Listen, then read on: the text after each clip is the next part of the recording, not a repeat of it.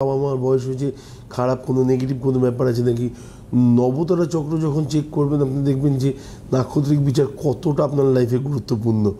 এই নক্ষত্র নিয়ে কথা বলতে আসলেও না, স্পেশালি সব থেকে বড় জিনিস হচ্ছে এক্ষেত্রে শ্রীকৃষ্ণের ভূমিকা অপরিসীম। হ্যাঁ, কারণ ছোটোবেলায় যে মানুষটা মুখ হা করে দেখিয়ে দিচ্ছেন যে টোটাল বিশ্ব ব্রহ্মাণ্ডটা তার মুখের মধ্যে রয়েছে, নক্ষত্ররা তার পায়ের তলায় থাকে সবসময়। নক্ষত্র গ্রহ প্রত্যেকটা জিনিস লাইফে খুব খারাপ চলছে তাকে স্মরণ করুন, রাধারানীকে স্মরণ করুন, স্পেশালি 3 দিন করুন না, মন থেকে করুন, দেখবেন লাইফের প্রবলেমগুলো কোথাও না কোথাও ভাঙতে ভাঙতে যাচ্ছে। এটা গেল একটা পার্ট। দ্বিতীয় জায়গা হচ্ছে আমরা কিছুতেই যদি কোনো কিছুতেই একটু খারাপ হয় আমরা দৌড়াতে দৌড়াতে কী করি, দেবাচার্যদা আছে গেলাম, বা আদার্স কোনো দাদা আছে তার কাছে গেলাম, এবারে এ তো লোকাল, এ তো এর থেকেও দামি কী আছে তার কাছে যেতে হবে।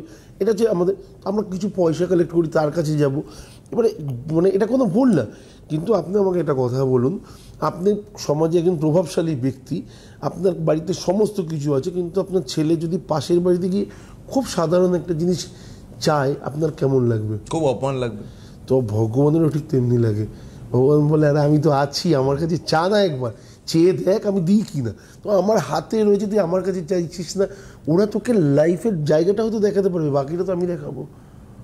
তো এটা পার্ট লাইফের। আমি আমার নিজেকে দিয়েও আমি বোঝাই যে সব সময়